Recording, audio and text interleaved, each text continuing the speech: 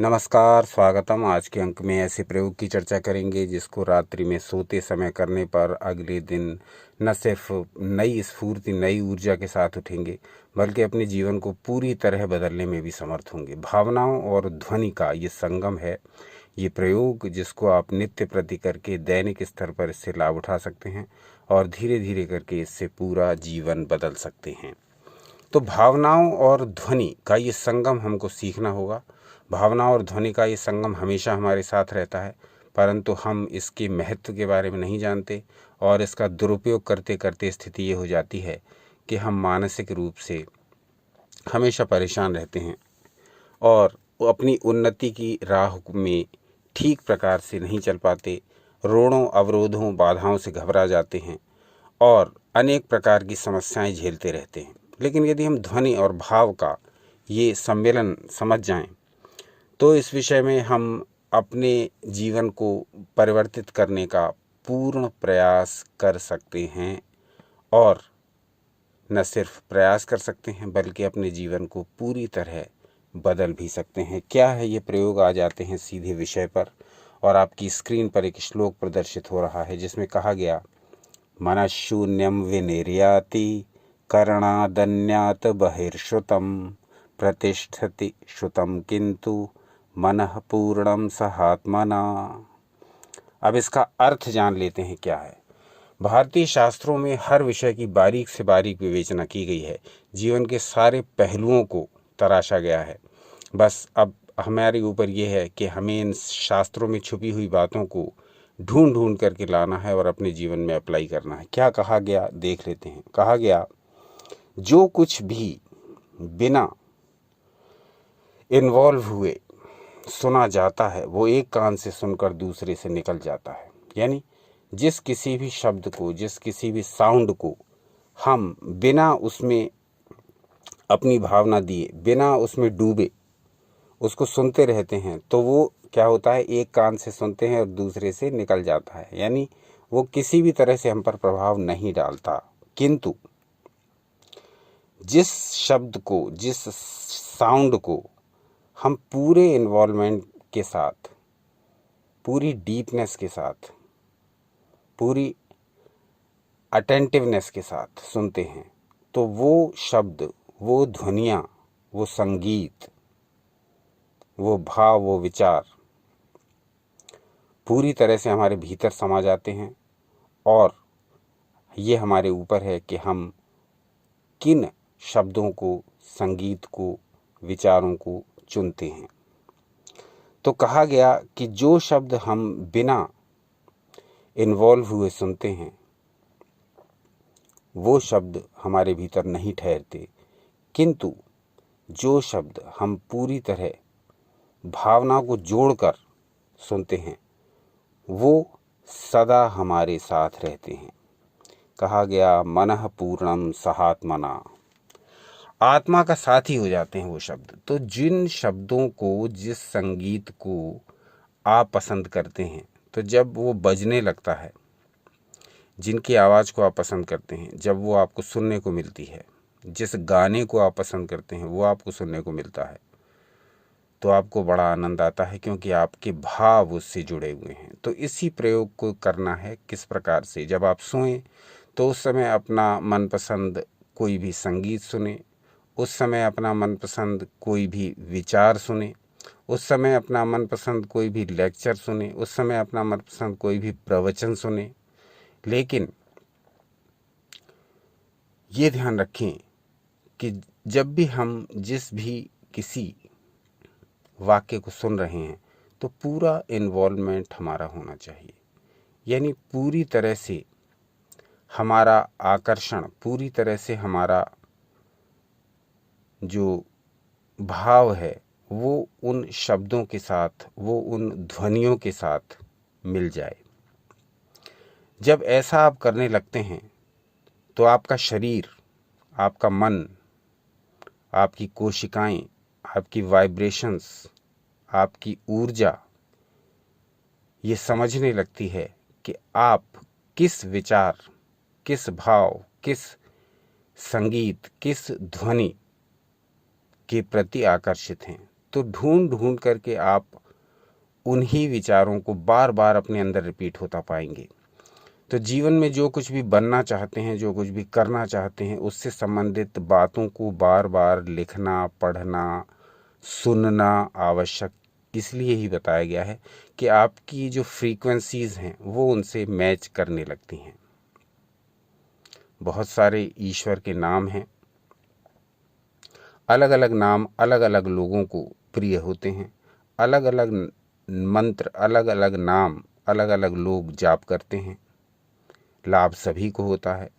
कारण ये कि उन शब्दों की जो फ्रीक्वेंसी है वो अलग अलग होती हैं और वो प्रत्येक व्यक्ति के हिसाब से वो फ्रीक्वेंसी, जिस शब्द की फ्रीक्वेंसी जिस व्यक्ति की फ्रीक्वेंसी के साथ मैच होती है, वही शब्द उसको परमानंद देने लगता है।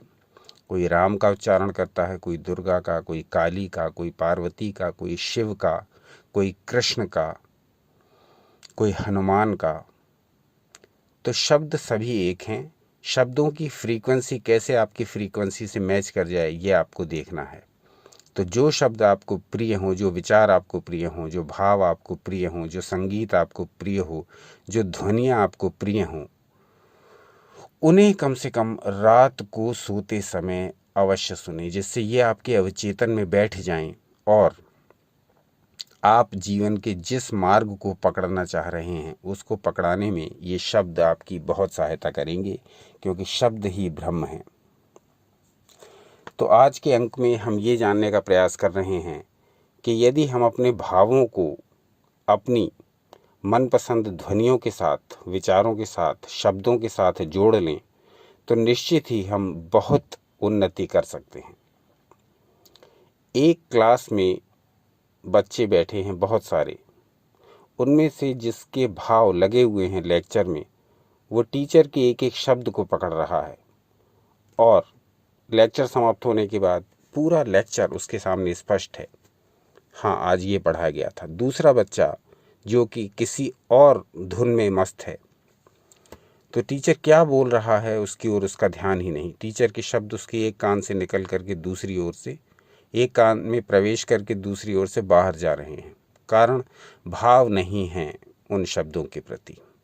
तो जिन शब्दों के प्रति आप अपने भाव जोड़ेंगे वही आपका जीवन बदलेंगे, ये निश्चित बात है। तो जिन शब्दों को आप चाहते हैं, जिन ध्वनियों को, जिस संगीत को आप चाहते हैं, उसे पकड़िए अपने भावों के साथ। इस उदाहरण को इस प्रकार से और समझें कि कुछ लोगों को उगते सूरज को देखना, कुछ लोगों को चिड़ियों को उड़ते देखना, कुछ लोगों को चंद्रमा को देखना, कुछ लोगों को समुद्र तट पर बैठ करके समुद्र की उठती गिरती लहरों को देखना क्यों पसंद होता है? अधिकांश लोगों को पसंद होता है। क्यों होता है?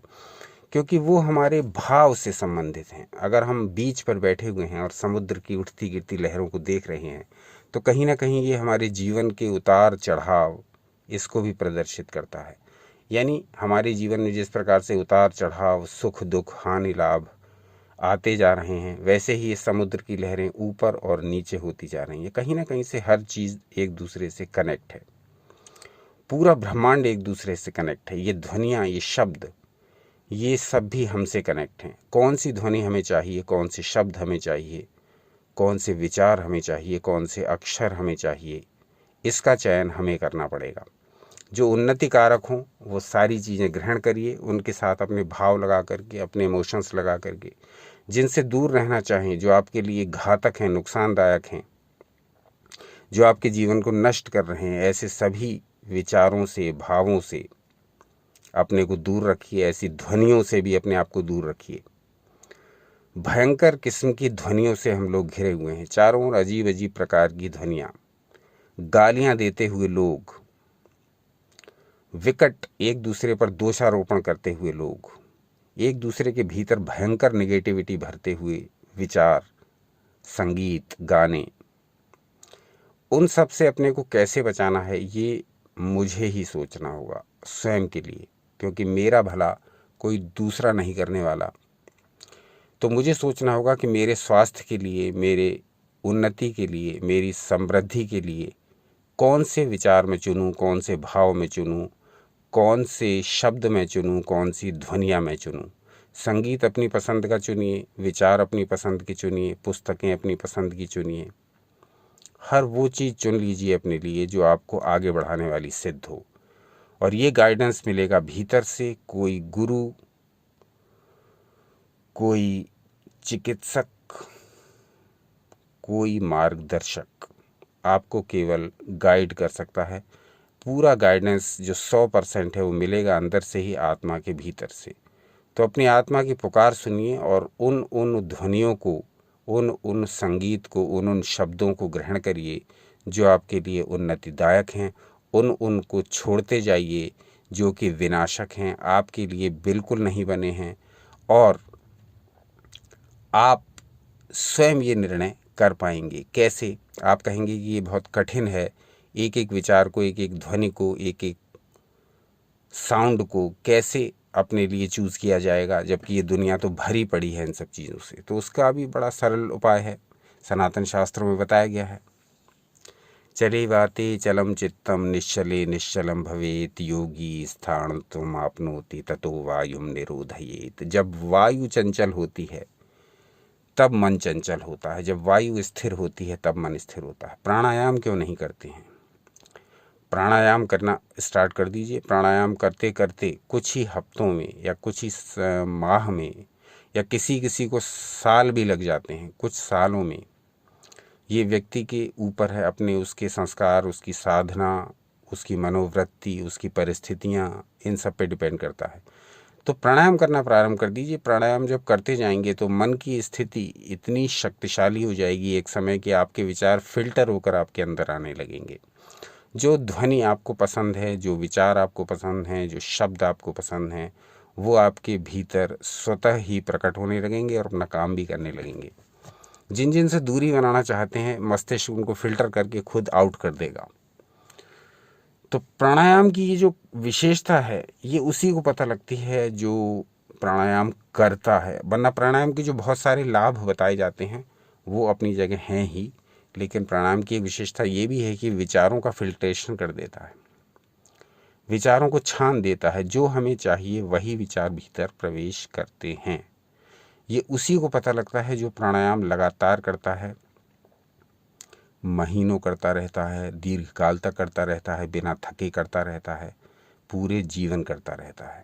उसको ये लाभ अनुभव होने लगते हैं। तो विचारों को फिल्टर करना हो, अपने जीवन को शक्तिशाली बनाना हो, तो ऐसे शब्दों का चयन करिए, ऐसे भावों का चयन करिए, ऐसे संगीत का चयन करिए जो आपको निरंतर उन्नति देने वाला हो। सोते समय कुछ ना कुछ ऐसे विचार अपने कानों में भरते रहिए या पढ़ते रहिए। सोने से पहले पढ़िए या सोने से पहले सुनिए, पर केवल वही और वही विचार जो आपके जीवन को उन्नति कारक हों। इस विषय में सनातन शास्त्रों में बहुत कुछ कहा गया है, बहुत कुछ। इतना कहा गया है कि इस पर कई 100 वीडियोस बना दिए जाएं तो वो भी बहुत कम है। ऋग्वेद की एक ऋचा आपकी स्क्रीन पर प्रदर्शित हो रही है। इसमें कहा गया है, देवीं वाचमजनयन्त देवास्तां विश्वरूपः पशवो वदन्ति। इसका अर्थ है कि वाग्देवी यानी भाषा को देवताओं ने उत्पन्न किया और उसे विश्व के सभी प्राणी बोलते हैं। तो देवताओं की उत्पन्न करी हुई वाणी को हमने कलुषित कर दिया, घटिया से घटिया भाषा का उपयोग कर रहे हैं। और बहुत सारे सीरियल्स देखिए, उसमें गालियों का इतना प्रयोग हो रहा है कि 40 मिनट में आप इतनी गालियां सुन लेंगे जितनी कि एक वर्ष में भी हमने नहीं सुनी। तो इतनी भयंकर रूप से भाषा को प्रदूषित कर दिया गया है, जैसे कि पूरा वातावरण प्रदूषित हो रहा है, जल प्रदूषण, वायु प्रदूषण, ध्वनि प्रदूषण। तो उसी ध्वनि प्रदूषण का एक पार्ट मानिए आप इसको, कि कैसी भी लैंग्वेज कोई भी प्रयोग कर रहा है, वाणी की शक्ति को न समझने का ये परिणाम है। तो आप तो कम से कम समझिए अपने भले के लिए, और अपने लिए वही वाणी, वही ध्वनियाँ चुनिए जो आपके लिए कल्याणकारी हों। अंत में एक वाक्य और लेंगे शास्त्रों से, जिससे ये स्पष्ट हो जाएगा कि हम ही अपने लिए उन्नति का मार्ग खोलेंगे, दूसरा कोई नहीं। कोई भी व्यक्ति कुछ भी आपको समझा सकता है, पर अंतिम निर्णय आपका है, क्योंकि ईश्वर ने आपको विवेक दिया है।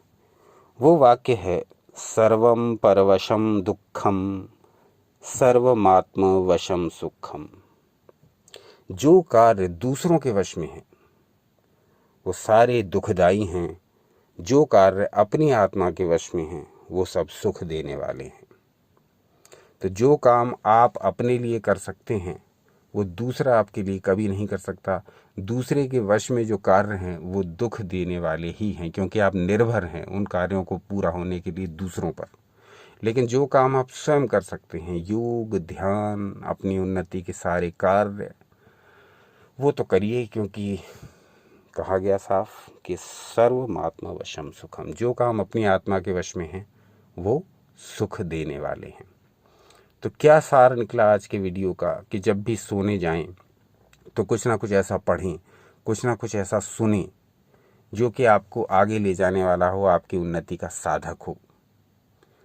बाकी इस दुनिया में जितना कूड़ा कचरा भरा पड़ा है उसके अनुसार तो हर व्यक्ति दूसरों के विचारों को सुन कर ही और उनसे प्रभावित हो कर ही और अपने को दूसरों के अनुसार ढाल कर ही दुखी हुआ जा रहा है। ऐसा उन्नति चाहने वाले न करें। थोड़ा कहा बहुत समझिए। कल पुनः उपस्थित हो जाएंगे किसी नए विषय को लेकर।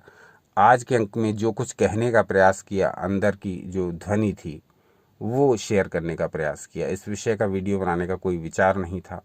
जैसा हो, आपको जैसा लगा हो वो अपने विचार बताइए।